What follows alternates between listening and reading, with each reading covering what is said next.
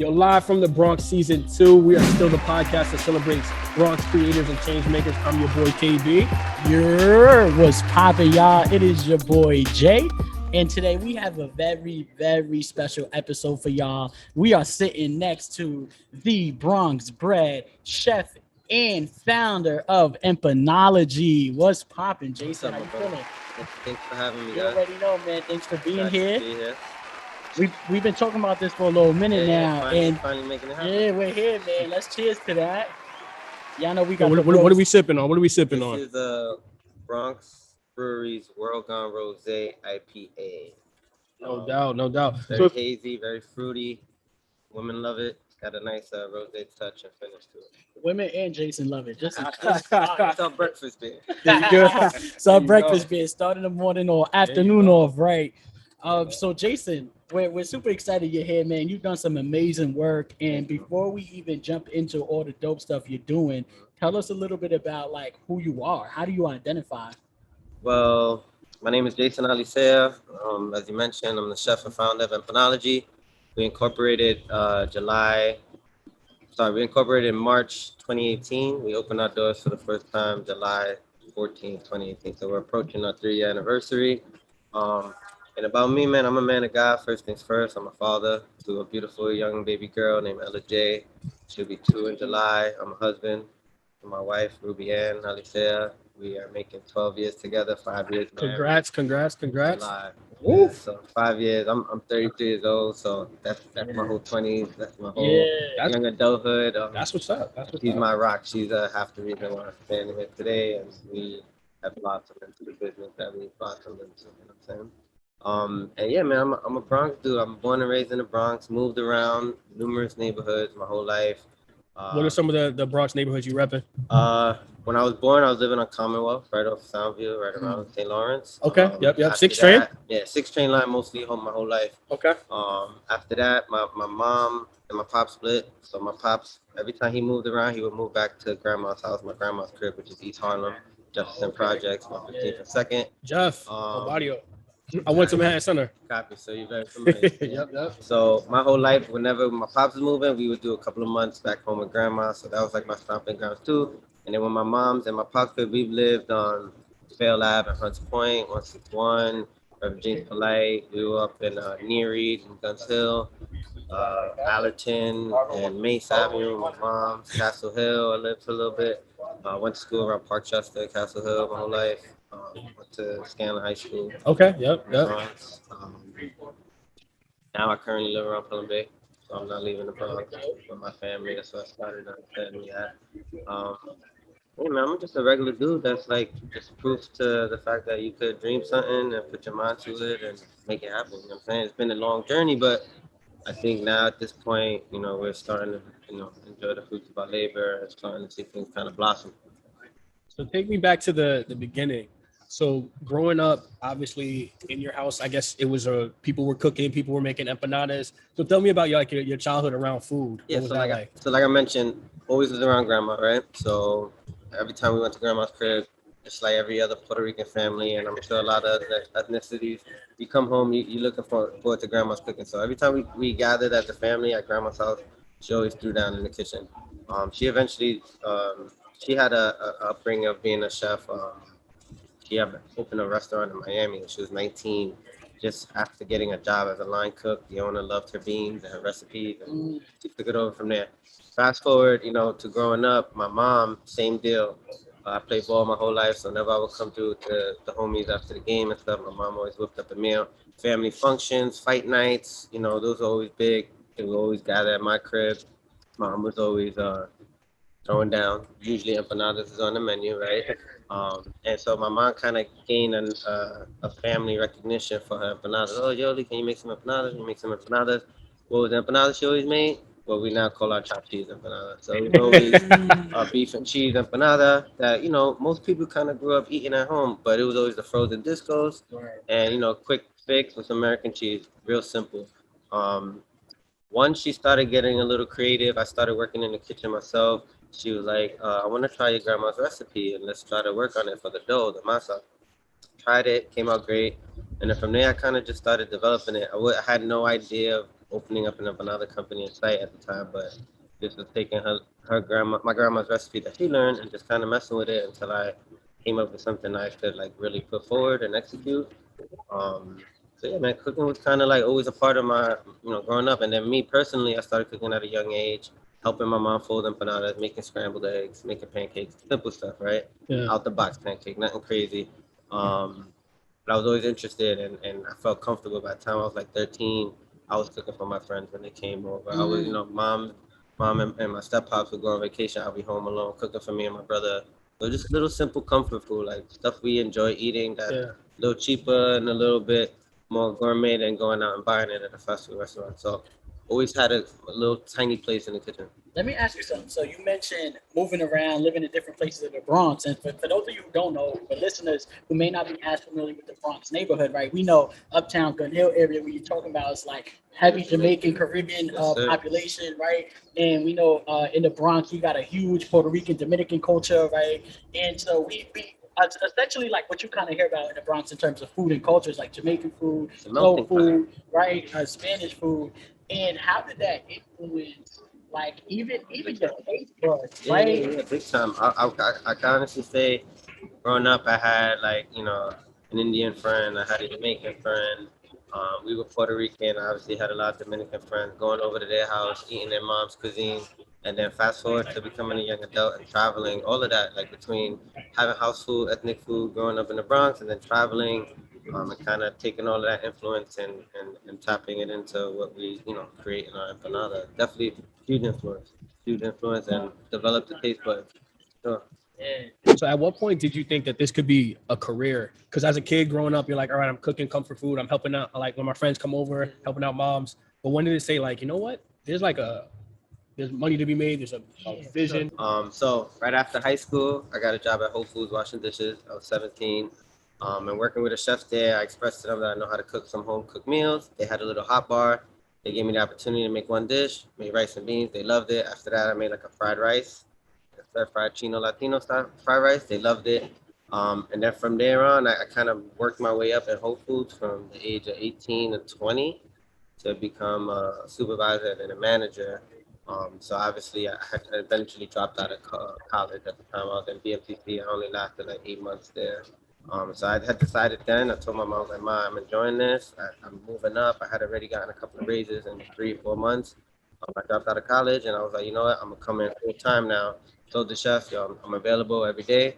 Started coming on days off just to work with the catering chef to learn, and they paired me right hand with Frank Donardo, one of my mentors, who told me how to hold a knife, and he just came out of culinary school, and he giving me all the fine dining techniques really. While I was just a prep cook at Whole Foods at the age of 18. And then like fast forward 2 years later, I left the company. I had helped open up a couple of stores in Bowery, West Orange, New Jersey, Ridgewood. Hold on. Let's pause real quick, right? Because we're gonna get to that in a second. We're real deep into that. I just have a question really quickly, right? Like a lot of times, especially the way in which we grew up in our culture in the Bronx, I don't know about you, but for my parents, right? My mom immigrated here, right? My pop's Puerto Rican, my mom's Salvadorian, right? My pop's born in Puerto Rico, mom born in El Salvador, and so when they came here, they're thinking like, yo, education, college, you gotta, you know what I'm saying? You gotta follow this career path, but do that. And how did your mom feel about you? Yeah, it's funny you say that. So I never was like an A+ student. I was always like skating by, right? But like knew I had the potential to do more, like even myself, so did my parents. And then once I went to college, I was living in the Bronx, right, by like Bronx Park East at the time. Yep. Taking the 2 train all the way down to BMCC, going to class from 8 a.m. to 4 p.m. Hold on, if you don't know how far that ride is, that commute is probably at least an hour. At least. With no issues, with no traffic, with no mess ups. Yeah, it was rough. No mess ups never happens on the MTA. Especially not on the 205 line. And then rush hour time, going to school 8 to 4. So now I would have to get out of school, take the path to the Metro North, take the Metro North to White Plains, New York, walk half an hour to Whole Foods. I was coming home to do my studies at like 11, 12 o'clock at night. I just wasn't putting my all to it. I was going to school for nursing, wasn't really passionate about that. Once I got the job in the kitchen, it was like, yo, I think I want to do this. I was excelling. I was making more money. And my mom, knew I had a good head on my shoulders for the most part. So it was like, I respect your decision. You know, don't give up. You know, let's you know, she supported it. She supported it That's 100%. huge. And you know, she loves to cook too. So I guess it was kind of like, you know, she supported. She was all for it. And my dad has always been very supportive of everything I did in life. So he was very straightforward with it. If anything, he helped me book like my first couple of catering gigs and stuff like that once I dived in with my own company and stuff. Yo, that's super, super dope. I have a super random question too. So thinking about cooking, right? Like we know growing up, just in terms of even in our culture, right? Latino culture, Caribbean culture, right? The women are traditionally the ones The that lead in the cook, they're kitchen. the ones that clean and et cetera, right? And I think hearing your story too, right, is a little different than what you traditionally hear. So Mhm. what were those dynamics like, right? Like even and not to get too much into your personal business, Mhm. right? But like growing up, right, shorties probably loved like, yo, oh, you could Oh cook, yeah, like you yeah, could. yeah. My What was first that dates and experience stuff, like? it was like, yo, come through, braid my hair. I'm gonna make some fried chicken. We're gonna chill. Where And they didn't get that experience from anybody else in high school. You feel me? Like it was like, yo, let's go to Wendy's, maybe Applebee's, we'll take you Applebee's out. if you got some You money. feel me? Yeah, So it Yeah, was yeah, like, yeah. Two I for always, and 20. then I would cheat. My mom always had some like leftover rice and beans in the Yeah. fridge. She would Right. always have some marinated chicken. So it was like my cooking plus mom's cooking, and I'm whipping it up live in front of Shorty. It was nice. It was a nice plus. And then the hair, I had the long hair growing up. So, Long you know, hair, don't care. that Yeah, always helped yeah. the ladies. Yeah, nah, man, it's real, and I only say that too, right? Because I think part of what you're doing, and I don't know how often you talk about this, or if you even think about it, because it's such a part of who you are. Mhm. Like that gender dynamic is what you're like shifting, right, and changing, especially in our culture, right? Being able to say, I'm the cook, I'm the Mhm. one that don't touch the kitchen, I got this, That's right? the Like way it is in my house. yeah, like completely Yeah. changing just that dynamic, and I know you mentioned you have a daughter. She's probably going to be able to grow up and see just a different shift in what relationships can be like and Absolutely. what these traditional roles are. Kind of Do, break the mold from what yeah, we do you grew up ever think seeing. about that, or is that just like Nah, this is man, how we I move? think as a new father, I still consider myself a new father. Should be 2 in July, but I think our situation as entrepreneurs, me and my wife, you know, being fairly new entrepreneurs, having a child in the midst of we got pregnant 3 months after opening our first restaurant. So then we had to go through our first year of having a restaurant while being pregnant and Yeah. making those transitions and getting family ready for that. And then we had the baby. We had made the move over here. So that was another transition we had to deal with. And then baby 6 months old, the city locks down, pandemic. So now I'm a new father with a newborn. My wife is still home. And now we got hands on, all three of us at home all day. So it was a beautiful blessing because I got to like really pour into my daughter and spend countless days and hours and not miss a moment for the first year and a half of her life. And I think with doing that, it was kind of unoriginal. Like, you know, not a lot of parents get to both parents get to spend that much time with their child. So we're cracking the most, man. We're very mindful of what we expose her to and very delicate about the language we use around her. And yeah, I think right now she sees two loving parents, which is something that me and my wife didn't see growing up. You know, we grew up with both of our parents divorced, and you know, both of us having step parents, and growing up in a household full of, you know, a lot of drama and, you know, regular relationship mess. But now, as an educated parents, you know, we want to take the steps and not expose it to that and kind of crack the mold. And I was just talking about this with a new dad yesterday. It's important. Like, I don't think our parents were wise enough, or they were a lot younger. I'm 33 as a new father. My mom and pops are 21, so Yeah. they didn't Yeah. have the life experience and education point up to think like, oh, I don't want to talk like this in front of my child. I don't want to expose it to this. So I think it's been a blessing. And yeah, she sees two loving parents. She already loves the kitchen. I'm super happy about that. She's reading over 300 words already. Shout out to Count that. to 300 20. words. That's She too. speaks some Spanish. Like, she's gonna be a superstar. She's by far my best creation. Hopefully one day we'll be on a podcast talking about Yeah, That's the next by level. far my best creation. So you started to talk about a mentorship. Yeah. So kind of take me through Chef Frank. Say his last name again. Denardo. Denardo. Can you tell me like what role he played and who Absolutely. he was to you? So I mentioned Whole Foods, 17 Yep. years old, never worked in the kitchen. I'm a dishwasher. He was my direct supervisor, fresh out of culinary school, probably in his 30s at the time. Took a liking to me, helped vouch for me, like saying, yo, give this kid a chance, let me work closely with him, and let's see what we could do. Spent a lot of time with him, and you know, just him being a little bit older, making some mistakes in life, because as a chef or the restaurant industry, you could pick up a lot of nasty habits as far as like drugs, alcohol, women, and just abusing your time. Is that so? What? That's common. Like so. Why do you think that is? High stress, bro. High stress, long hours, not a lot of appreciation. How often do you guys go to a restaurant and meet the guys in the kitchen? Exactly. How often you guys see our kitchen open and our chefs coming out and greeting? I try to change that dynamic. In our last restaurant, we had an open kitchen concept. So, a lot of goals to work for the revitalization of the chefs in the industry in the future, right? Once we make a name for ourselves. But I think it's the long hours, it's the high stress. You get out of work, you want to drink, you want to smoke, you want to do something to that's your vice to get ready to be right back at it 9 a.m. for another 14, 16-hour shift. And when you're young and you got the energy for that, let's get this money, let's go, go, go, go. Next thing you know, 12 years pass by, you're in your 30s, and you're still working a $16 an hour job, working the line for somebody that doesn't really appreciate you because he's home with his family. So I try to shift that a little bit here. And, I think it's important. It's important people realize that the guys in the kitchen are just as important as the people serving you in the front of the house. And I think that's really powerful because you saying that made me really think of all the restaurant experiences I've had, like high end Applebee's, all of it. Like your wait staff, your hostess, those are the people who you're interacting with. So you're like nice to them. Those are people that get tipped. Those are people that get tipped, and those and those are people that get thank yous. And so how did Frank start?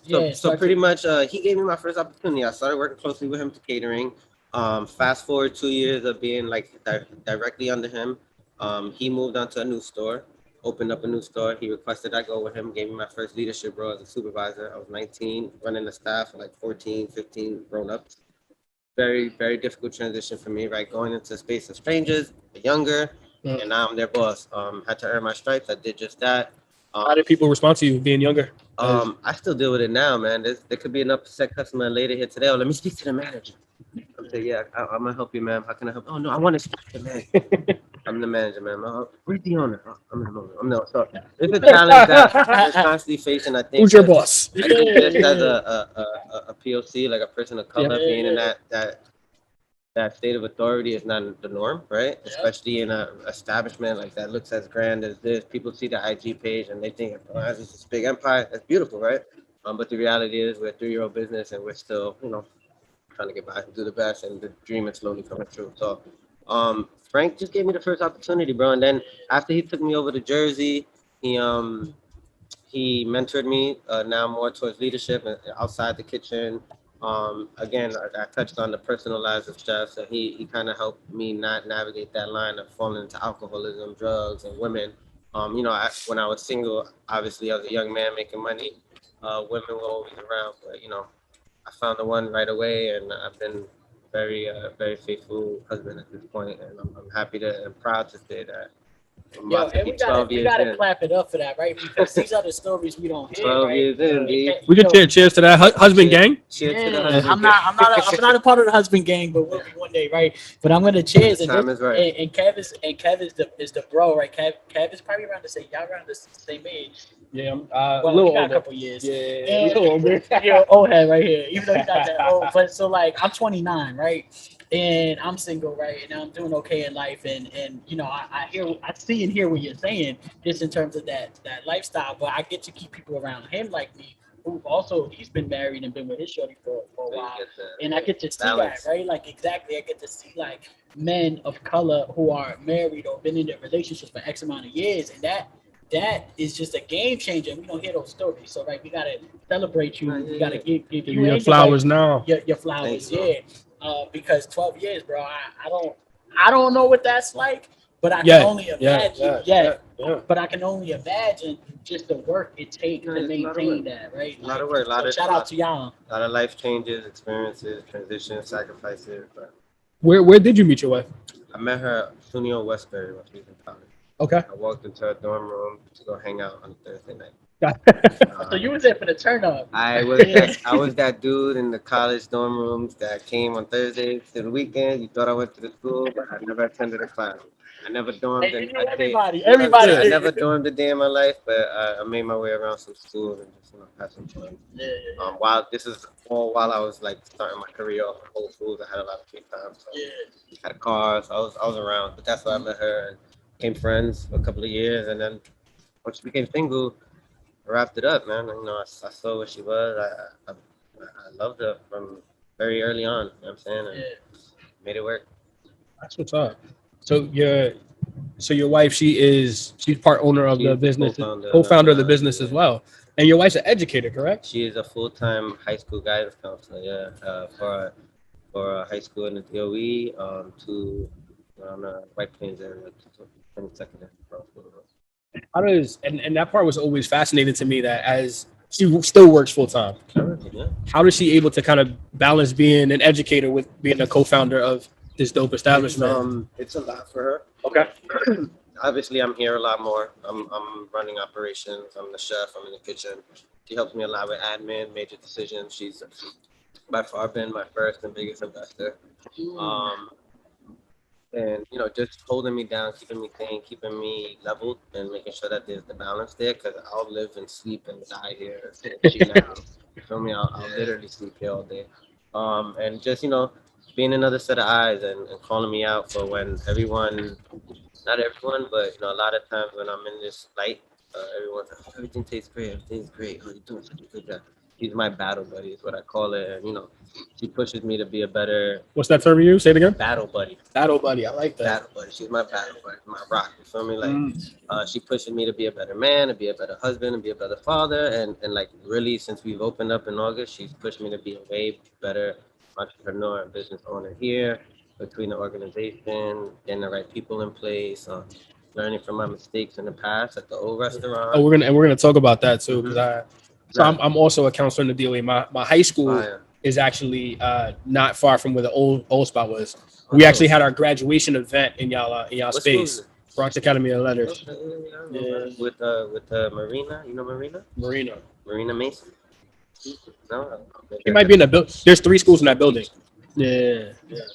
No, yeah. So it's a balance. It's a lot for her. And now as a mother, that's her main role, right? Yeah. And then she's doing remote. It's been I think that's a whole nother podcast, bro. That's a whole nother. Let's talk to parents who became parents during the pandemic, and now we're entrepreneurs too. So it's a lot of hats to wear at the same time. But We're gonna bring you back for season 3. We're on season 2 now. We're gonna bring you back for season 3. Probably 2 or 3.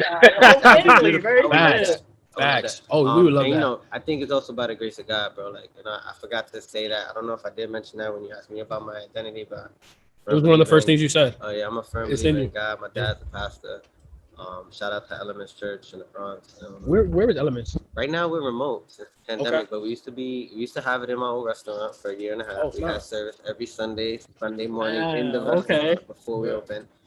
Before that, we had a location on East Tremont and Brooklyn Boulevard. They had a location over here, 138th and Cypress, right before the pandemic hit. My 10-year-old church do a lot of work for the community and very come as you are urban. You can check them out. Very cool. And get you for everyone listening, get you a battle buddy, someone who will call you on your stuff when you're not doing what it is that you need to do, because you don't need a bunch of yes people around you. That's not gonna make you better. I'm actually use that if you don't mind me borrowing that term from you. Battle buddy. We'll give you. I believe it's citing my There's a whole sources. sermon in church about having a battle buddy, not just like an accountability partner. Not just a partner in life that's just gonna yes whatever you want. Like she challenges me, bro. And for that, I'm here today. Like I probably wouldn't be here today if she didn't challenge me and push me and help mold me into the man that I am today. Word.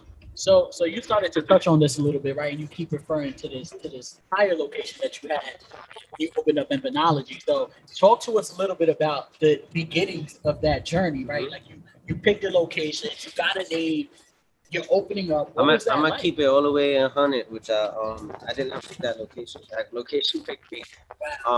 We started doing our pop-ups. And where was that location, just for people listening? 2407 3rd Avenue, right across the street from My Haven Bar and Grill, right on 3rd Avenue Bridge. Right where all those new buildings are going up. And that's the reason why we had to go. That's we're gonna get into that a little bit too. Yeah. So pretty much we were in a pop-up game. You know, we had started Empanology 2018. 2018 in March, started doing pop-ups. I landed up with Motley Kitchen. Okay. Shout out to Kat over at Motley Kitchen. That's I the love block her. I grew up on. Oh, That block, my that's family used to beautiful. live there. Yeah. Wow, what a nice change is happening. Right? Oh yeah, you know, because you were staying in churches on Cypress and 138. Yeah, man. Interesting times. So yeah, Kat gave me the opportunity to do curate 3 pop-ups in her restaurant. So Okay. she closed for 3 Mondays in a row and let me curate my own kind of restaurant. So I took all her art down. I had the Bronx to pull up, do some installations. We're talking April and May 2018. So you can do the math. Like what we did at that pop-up, a lot of people have tried to recreate. I say that wholeheartedly now. I'll look right in the camera. A lot of people try to recreate what we did in that He said pop-up. we started this. I had Often imitated, never duplicated. It happens all the time to the best of us. So I had Bronx to pull up, do a whole art installation. I had the BX barista pull up. He was my front of the house coffee expert. I had Hallie Myers come. How did you have all of these? How do you have all these connections already? Just from love, bro. Just from like meeting people, telling them about what I'm working on, and identifying their talents. I met barista at a pop-up. Ali Maya found me on Instagram. Did you have the name already at this point? Were you Empanology? Empanology, yeah. You were already okay. But at the time, goes back to Frank. At the time, I was working in a deli in Nyack that I opened up with Frank, and that was like my production kitchen up in Nyack. Oh, wow. I had quit my job as a So that's your first business, the joint in Nyack? No. My first business was a catering company. Okay. Right after I left for Whole Foods. And then I opened up a deli in Nyack with Frank. I said chef, and I like the owner. And that was like my first place where I stopped finally cooking out of my crib, and I used that kitchen as my production facility to do pop-ups and stuff. So that monthly pop-up, I was cooking everything in Nyack, pulling up to the Bronx to get it done. But that special occasion, we had live music, we had a live rapper, live poet. Shout out to Soroya and Randy Mason for coming through. She's dope, yo. Shout out to her too, man. And we just made we had a line out the door. It was beautiful. The whole Bronx pulled up, bro. It was beautiful. And right after the first pop up, I bumped into a developer in the South Bronx, leaving a coffee shop, and I introduced myself. I was familiar with who he was. I told him I'm looking for a space, and I got a phone call like 2 days later from his real estate agent. They showed me that location. It was a rundown, emptied out carpenter space with a beautiful front lot. They were like, you can use all of this. Let's make it work. Let's build the brand. 6 months, you got it. Let's do a 6 month contract. I said, cool. That was in end of April 2018, and we opened our doors there in July 2018. That was the fucking thing. That propelled the brand into where we're at now. Describe the space. Describe the early days. What was that all like? Because even the setup when you walked in was fire. It's in the cut in the middle of a corner in the South Bronx you probably never wanted to go to, or if you were there, you got the hell out of there ASAP, right? Shout out to Rosa Garcia at my Haven Bar and Grill. She gave me my first opportunity selling empanadas on her food truck. Shout out to Kevin Alicea from Havana, who's always been supportive, who's also like a mentor to me. Shout out to Bronx Beer Hall, because they gave me my first pop-up in the Bronx, and then obviously the Bronx Brewery, where I have a home base right now. But they helped pave the way. Like Rosa really helped pave the way too. Beautiful front yard. We put up I think I had 12 picnic tables. I had parking, so you pull into a private lot, have parking, 12 picnic tables. You walk inside, it's about like 2,000 square foot space. I had a food trailer, because mind you, I was supposed to be there only for 6 months, so I built a little fake food truck out of a food trailer. It was really a motorcycle trailer that I fit to look like a kitchen. Put a couple of countertop deep fryers, put a hole in it, parked it inside. Didn't get any permits. Alright, didn't get any permits. And just it's a 6 month pop up. We got a temporary permit. We're good. Havana came in. We opened up. We had a temporary liquor license. We had the sangria. I had the Tea Factor pull up on our opening weekend. He did a pop up doing teas. Bronxo was there documenting Sun and Submerge. That was the summer of the lifetime. I did collabs with Jameson. No, I'm sorry.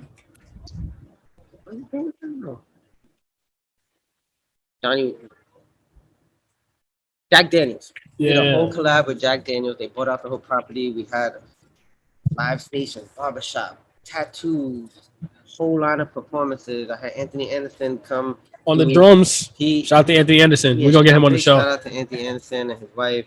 They held it down. Shout out to Jay Fuse. We were the first people to put that man next to a DJ on the stage. Oh. And you see that everywhere now. You feel me? Shout out to the humble brags. I see. Yeah. And yeah, man, it was a vibe, bro. Like it was a dream come true. I I remember wanted to that sell summer. empanadas, and I next remember thing you that know, I'm summer. in this event business now. We're curating these things, and we're doing it all free for the Bronx. It was a dream come true. It was a lot. But yo, it was a learning experience. I got to meet so many people. I seen so many relationships blossom from meeting in that lab. You feel me? We called it the lab. Because it was an experiment. I called it the lab because it was an empanada experiment to see if this proof of concept would work. From the Mali Kitchen, from the pop-ups to the Mali Kitchen, buyout to the lab. And that 6-month contract ended up going for a year and a half. And we left in December 2019 to make our way over there. Yeah. And then you started to talk a little bit about like what the different things that's happening there now. And so how'd you end up going from there to partner with the Bronx Brewery? So again, we did probably about 75 pop-ups before we landed that location. A lot of those pop-ups date back to like 2017, 2016. 2017, we did our first pop-up here. And probably did about 5 or 6 after that. And every single pop-up we've done here, we sold out. It was probably like one of our most successful events. And it's always a vibe back there, especially pre-COVID days when it was a lot of dancing and dubbing and all that. So we already knew we would do well here. Obviously, us being close to each other, we're relatively close. I would stop by. I had a really good relationship with Brandon, the GM here. So he initiated the possibility. They had took me to Sweden in October 2019 to open up a burger spot that they were collabing with over there. They took me as like the Bronx culinary guy, bro. Went to Sweden to go make chopped cheeses. I was in Sweden. That's the realest thing I've ever heard. Chopped cheeses. And they probably loved it. Oh, they loved it. It was a vibe. So they're their partner for the East Village location. They're called Bastard Burgers. You can check them out. They open. What's it called? Bastard Burgers. Bastard Burgers. Brand. They're their food partners for the East Village location. So we help open up one of their Swedish. They have like 42 locations. We opened up their Swedish location called Bronx Burgers, and that's why they wanted like a Bronx chef to go to a Bronx burger, and that's why they started. So Sweden making chopped cheeses. That's a dream. So yeah, the pop-ups, pop-ups here will go like a limelight light, a bright light for us. Like we enjoyed them, we did well, and then since we knew we were on a short-term contract over there, it was 6 months. After the 6 months, we got extended another 6 months. Now we're a year in. Once we broke a year there, so like July 2019, we started getting a lot of restrictions because of construction was starting to occur. They sold the property. They started doing all the big buildings. They started the foundation. I would be in the middle of service making food, and we hear drilling and stuff. So eventually they stripped the parking. And eventually they stripped the events. Eventually, they gave us the word like, and start figuring out what's next because the time is gonna come soon. We got to make moves. And I knew all of this, right? And so it wasn't like surprising, but at the end of the day, it hurt because we created a gem over there. Everybody loved it. You feel me? But it wasn't super successful year and a half. Like we starved in the winter. We didn't have alcohol. We were funded for a 6-month operation, so it was tough. Like, but we figured it out. We made it look good. We always treated every person that walked through that door like family. That's what I want. I wanted people to feel like they're in my sala, in my living room. Like we feed and we breaking bread in the crib. 100%. That's the vibe I always wanted to and do. I can speak to that specifically because the only reason why I know your wife was a counselor is because y'all told me that when I went over there. Like one of the first time I was in 2018, I remember going, that's not from the research. That's literally from y'all. I remember that conversation. It was probably me, do. you, and her talking, Yes, right? yes. I remember that. Exactly. So that's we the were only like on reason. the right-hand side, right in front of the truck. I remember the conversation very well too. I'm a foodie. And I work in that neighborhood. So I was like, yo, let me see what they're about. Okay.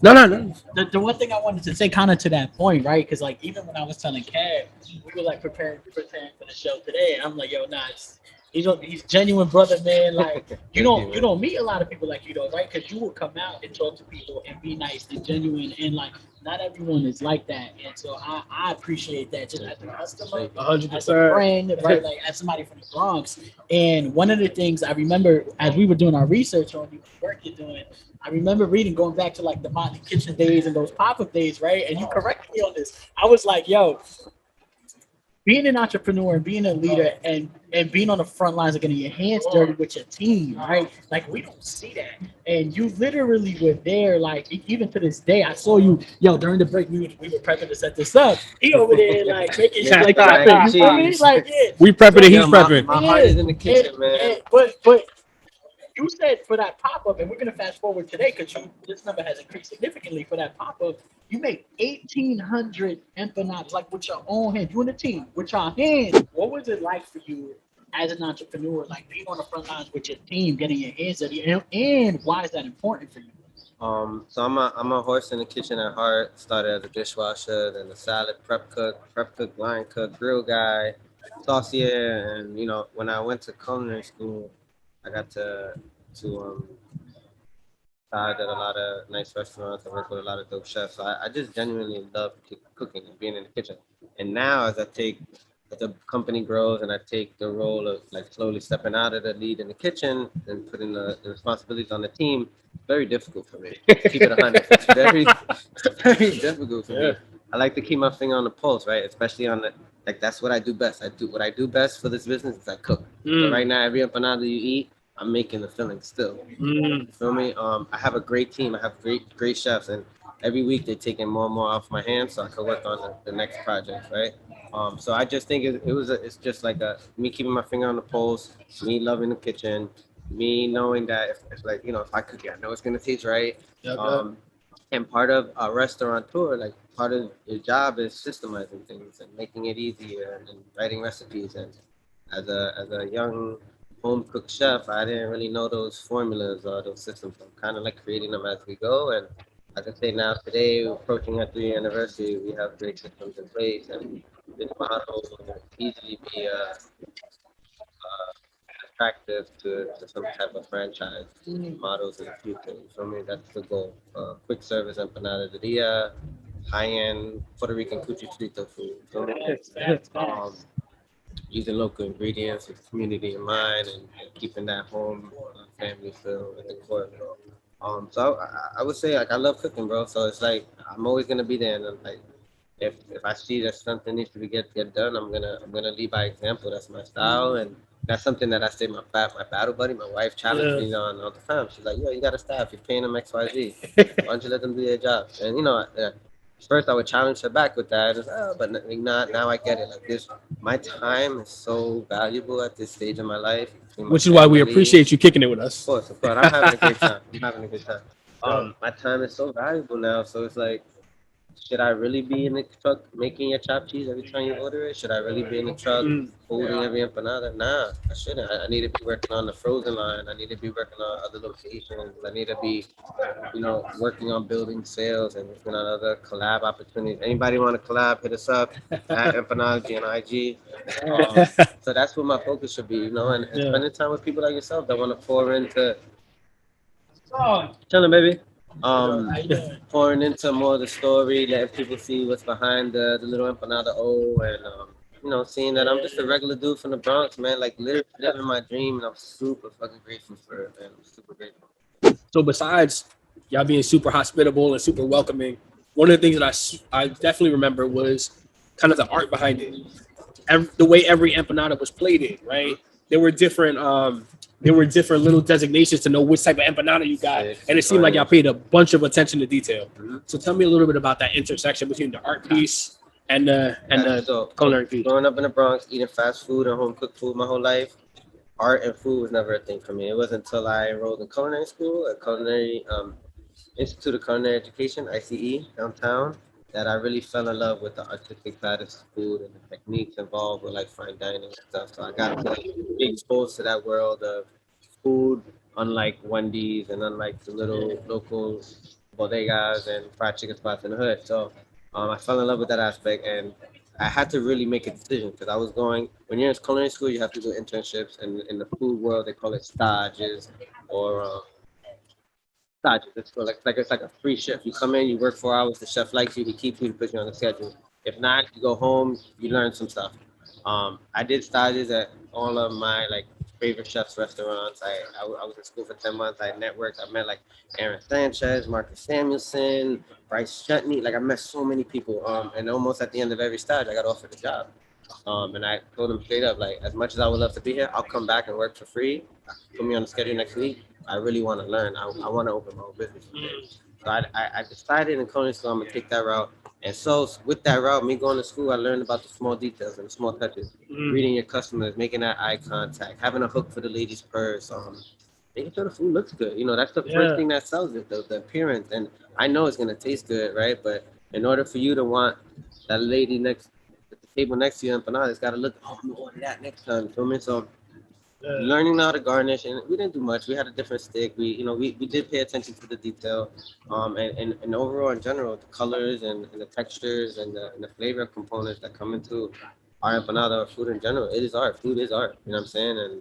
And it ties into who you are as a person, ties into the culture. It's a form of expression. So like now when we launch our frozen empanadas, we'll have a custom label on the back with a designated playlist for each flavor. So like if I'm launching a jerk chicken empanada frozen, you're gonna have a nice Caribbean set playlist on the back. So while you're home frying them up, you're gonna be vibing. You're gonna be like, "Oh, I'm at the live right now. We chilling. Fuse is killing it." You know. So that's what I say. Food is art. Food is art. That might be a working title. We could kind of figure that out. But food, there's something there. There's something there. And it's funny because I'm one of those people when I'm hungry, I'm just hungry. I'm just ready to eat. So the fact that I was able to kind of remember how dope the food looked means that y'all mission accomplished. And it's difficult too because every empanada looks the same. So it's like, how can we go above and beyond? So we didn't have a real kitchen setup over there. Now we got a little bit more. So we try to garnish things as best as we can. We expanded our menu a little bit. So, only upward and onward from here. The food's only going to get prettier. The one thing that I remember learning about you, right, again, doing my research, is that, which seems to be a part of your story, right? That mentorship, that like meeting people, building relationships. Now you're paying it forward. You're doing the same thing, right? So talk to us a little bit about like how you're doing that for the next person, the next Jason that wants to come into culinary and be a restaurant owner. Like, how are you paying it forward? Well, I could start off by saying I've always been like have a big heart for kids. My wife being in education, my father being a pastor, always working closely with the youth of any church he's been involved with. Um, Me growing up in the Bronx, knowing the lack of resources there is, I never was exposed to anything culinary until I got a job washing dishes in the supermarket. So like that, I paid for high school, I paid for elementary school. I didn't go to public school. So why wasn't I? So I mean, it's a dream one day to open up a culinary school. Let's throw that out there. Somebody catch it. Let's bring it back. Let's bring a culinary school to the Bronx. But Yeah, man, it's a big part of me. Right now, I currently have 2 full-time employees that started off with me as interns. When I opened a restaurant over there, I want to say 50% of my staff was under the age of 18. Okay. First-time restaurant workers, friends of family, friends of friends, and just kids that I've, looked up, picked up in church and like, yeah, you need a job, let's figure it out. Um, I do want to do more, as we grow and we have the budget to do more. Like I know there's a big need here in the Bronx and the platform that we have. I do want to really do more for kids. That's like my heart. Working at a brewery right now, so it's a little conflicting sometimes as far as like bringing kids here. But I'm gonna figure it out. I'm gonna open up one day. We're gonna do a whole brunch for kids before we open up. There'll be no booze. Listen, I got Bronx high school students Yeah, and middle school. Let me know. We can do something. pack it There's a lot out. of We'll talk. opportunity, you know what I'm saying? So, I also think like right now I just hired a new chef. Shout out to Francisco. He came on board. I respect him as a chef. He has his own brand, and I've been looking forward to trying to hold him in because I see his potential, and we kind of like mutually gravitated towards each other. And I think he's gonna be like a small little tiny project of mine that I'm gonna help him blossom into the future Empanology of his own brand. Like he's a vegan chef, very artistic, very creative. He has his own pop-ups in place. He's doing his Yani Keke, his company, one of his companies. He also does a series called Nostalgia. And I could really see myself just helping him learn from what I've been through, learn not to make the mistakes that I've made, and also help offer my resources that I've gathered over the past 12 years of my professional career. He's a couple of years younger than me, and pour into him just like people have poured in. Every chef, every restaurateur that I've met that really like got to know me and see my work ethic, bro. they've done nothing but pour into me, bro. Like from resources, from advice to just angles. When we opened up here, I had shout out to Chef Harold. He came through. He closed his restaurant in the city. He gave me 2 of his best chefs. And that's why I'm out here talking to y'all right now, because they're in there killing it. So it's something like you kind of see it once you're in the industry, like the restaurant industry. Like you meet people, if you're good, they're gonna pour into you. They're gonna make you better, and you're gonna work together to make whatever situation you're working on a better experience for the guests, and ultimately more money for your pocket, right? That investment is big. Yo, Jason, one of the things I appreciate about you is just everyone who's like kind of helped you along the way. You gave them shout outs throughout the whole, like your level of humility is really refreshing. Thank you, my The brother. fact that you like can acknowledge, yo, I didn't do this on my own. These are the people that poured into me for me to be able to give it back. I love it. I don't like the limelight, bro. I'm not that kind of guy. I'm the guy in the kitchen. Like I'm used to being the guy behind the grill sweating. When we did pop-ups here, I wasn't taking the orders. I wasn't sitting pretty on the side. I'm on the fry, like, getting it done. So I gotta give salute to the people that helped pave the way. Like, you know what I'm saying? They created mad opportunities for me, and I wouldn't be here if it wasn't, for them. Like, shout out to Keith Rubenstein. He's the developer who gave me that space. Like, his whole life makes it happen. And we did it. You know what I'm saying? So I will never burn any bridges. I don't like that. And I just think it's important to give people the nonsense that they've done. So before we wrap, 2 things. We like to play a game, but before we get to Kevin, I'll introduce the game. Before we get to that, you started to talk about this, but what's next for y'all, man? Like, what do you see the future? All right, so it's been a crazy 7 months since we opened up here. The first half, the end of the first 3 months, like August to October, we killed it back here. It was amazing. Great welcome home after being closed for 8 months. The winter was tough with the COVID restrictions, working and functioning off of delivery only, super tough. We lost about 70% of our business for a good 5 months. But warm outside. We just doubled our capacity of seating. I just hired a couple of new hires. We got a new menu in place, and I'm looking forward to having a record breaking summer. And Live from the Bronx will be there. Facts. let's do it. And most importantly, man, we got our frozen empanadas, which is pretty much how we started the company. When we were first selling empanadas back in 2012, like off of Instagram, it was out of our project kitchen in Harlem. I was living there at the time, and we were selling them in little chino containers, frozen by the dozen. So one day, Empanology will be a household name. You'll be able to have some frozen empanadas in your freezer. And that's what I'm focusing on right now. I would love to launch. I will launch the frozen line by the end of 2021. Hey, And what 2022 and 2023 has in store, maybe another mobile food truck, maybe our own full service brick and mortar with our own bev program for alcohol and stuff. I'm gonna let God handle that. You know what I mean? I'm gonna just focus on what I'm doing right now, and right now this is what I really need to get done next. The frozen line. Had we had that open, we would have been pandemic proof. You feel me? So right now I'm focusing on the frozen, and then look forward to hopefully some more Empanology projects in the future.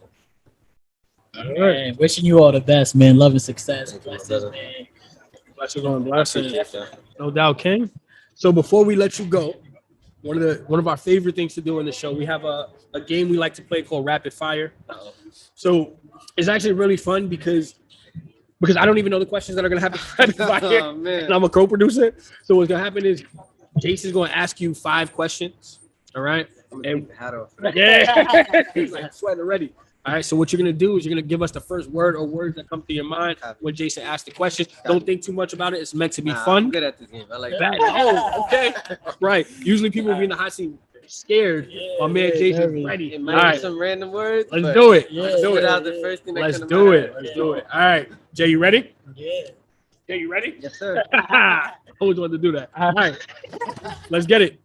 All right, bet. First question. All-time favorite hip hop album. Jay-Z, Blueprint 2, Griffin the Curse. Oh. Favorite hobby that's not cooking. I love spending time with my family. All-time favorite type of food. That's not empanadas. Oh, I barely eat butter.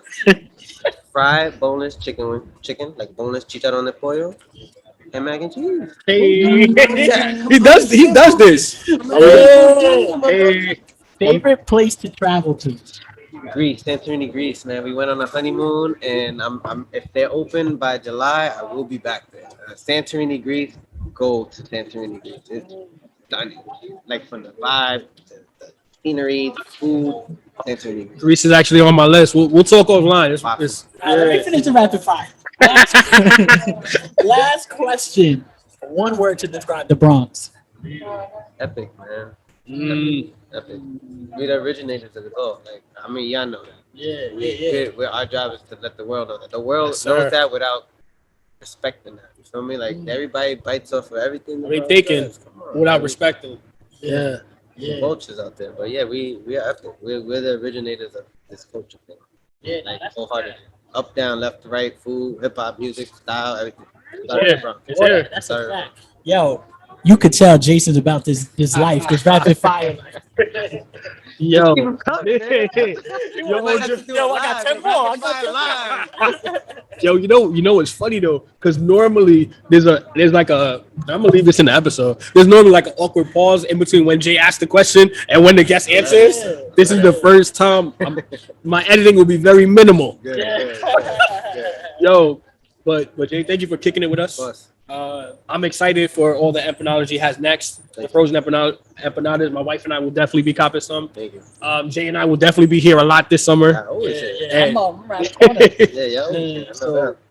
So thank you for all that you're doing. So for the listeners, if you don't mind throwing out your social media so they know how to follow you in the business. So, the Empanology page is at Empanology. That's EMPANOLOGY. You can follow at Bronx Brewery as well. Stay in tune with all the events and stuff.